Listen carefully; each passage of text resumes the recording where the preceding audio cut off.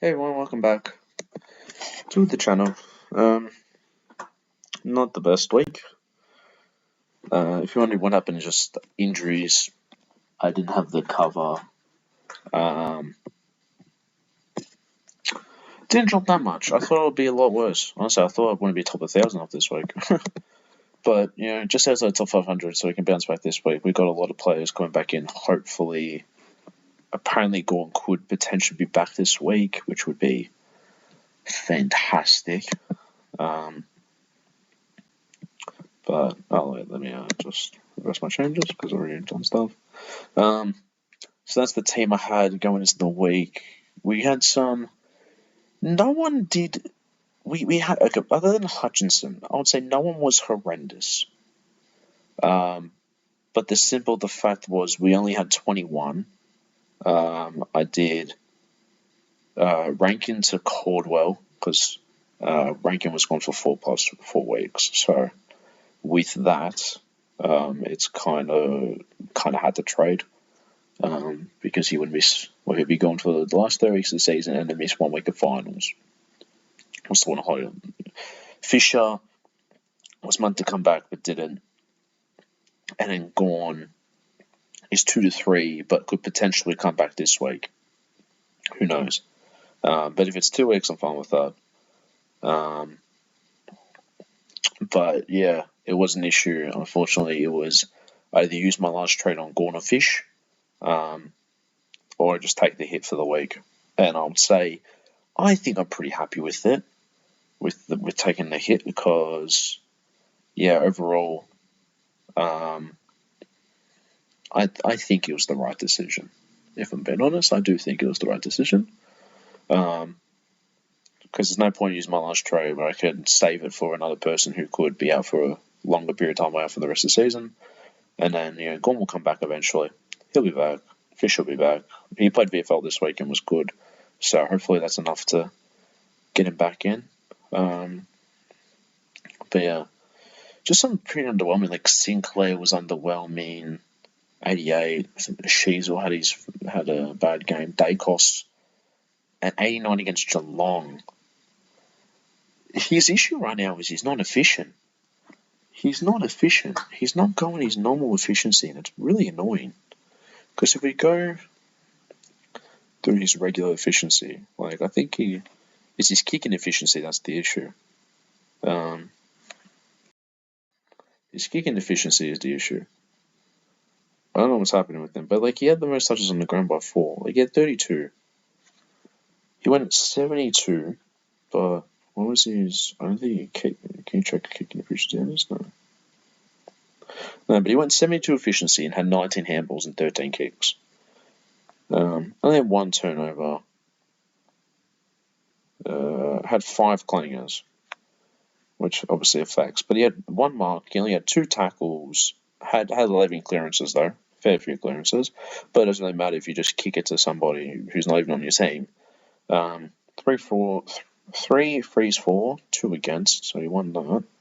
But he just wasn't that impactful. He has 6 scoring moments, but I don't know. He just didn't really do anything. Just felt like it didn't. Whitfield another good week. That's what, 7 in a row. He's just doing the bare minimum. The bare min. That's 6 in a row.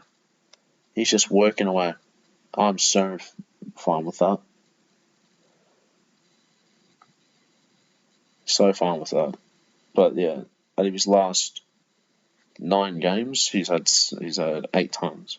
8 of his last 9, he's gone over 100. So holding him through that, holding on to him through that was key.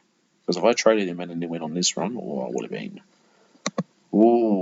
mad. It's a good thing I held.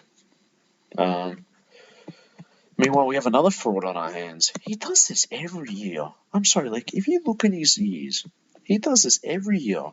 Has a cracked first half, and then just dies. To be fair, he gets 10 points each. He gets 5 more points on those 2 games than I'm bad enough. But look at his years. 2023.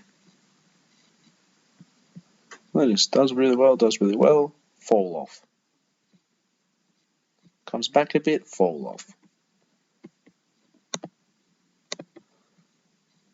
2022, no, it was just terrible.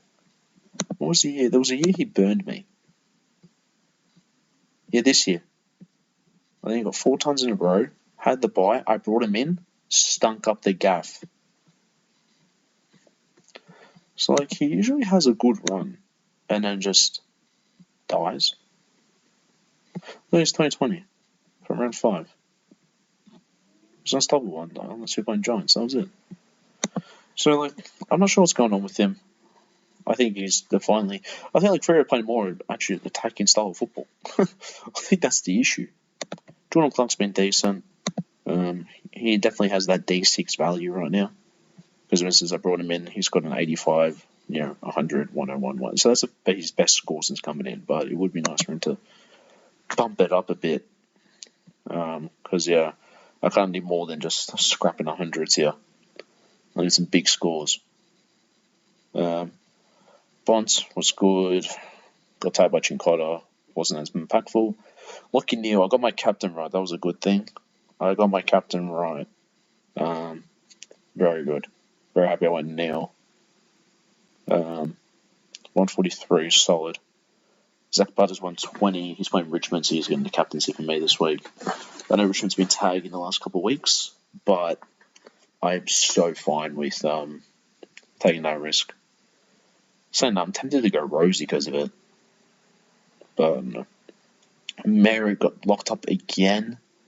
What's happening with him? Every time he plays a bad midfield, he flops. Even though I'm probably going to VC him this week anyway.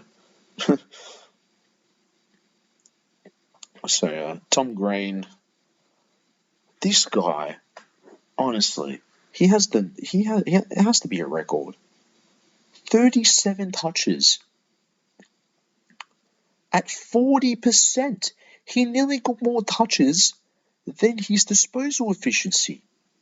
How was that possible? And he had 22 handballs. If I calculate the math here, right?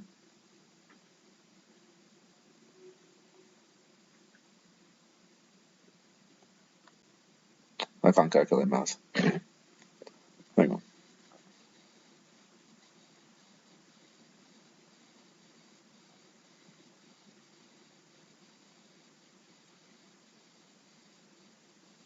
I'd be right. That could be right.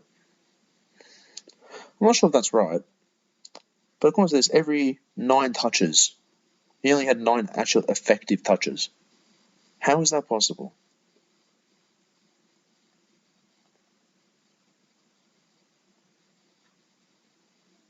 I'm not sure if that's right. I feel like I've done that wrong. Anyway, either way, the guy stinks.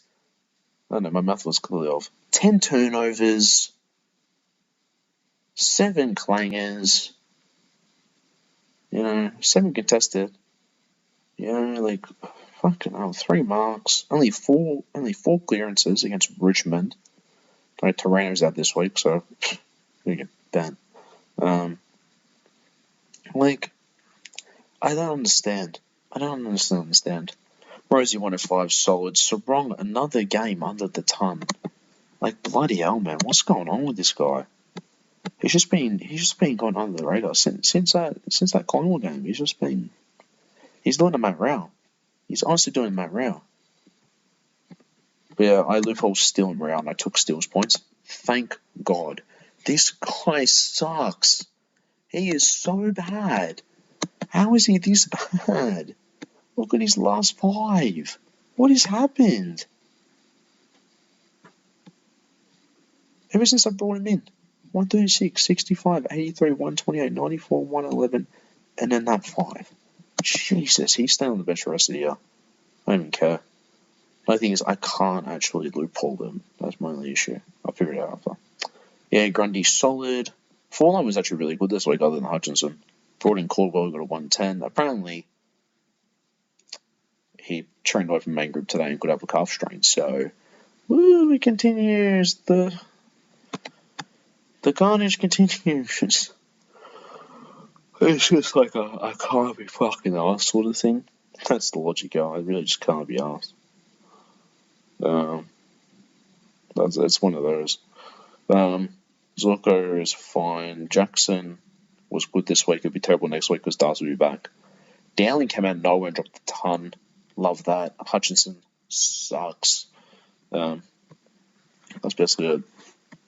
Now, in terms of the team this week, I'm probably going to go BC Marriott. Now, here's the thing. There is a lot. The thing is, you have Bont against Geelong, or Butters / Rosie against Richmond.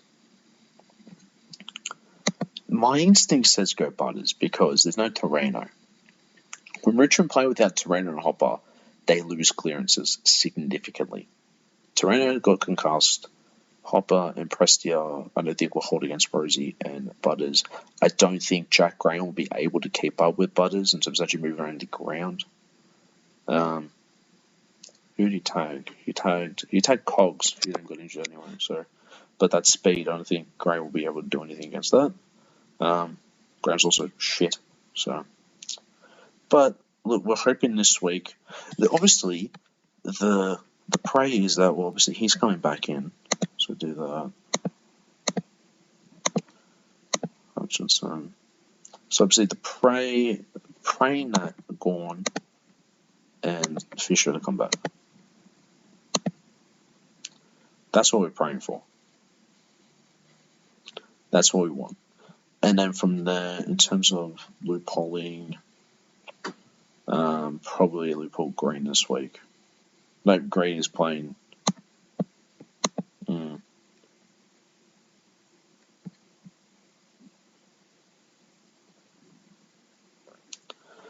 Fuck, that's an issue. Maybe we might have to loophole Sarong then. Sarong and who though? Steele's playing West Coast, so he gets the field this week. Sarong and Rao.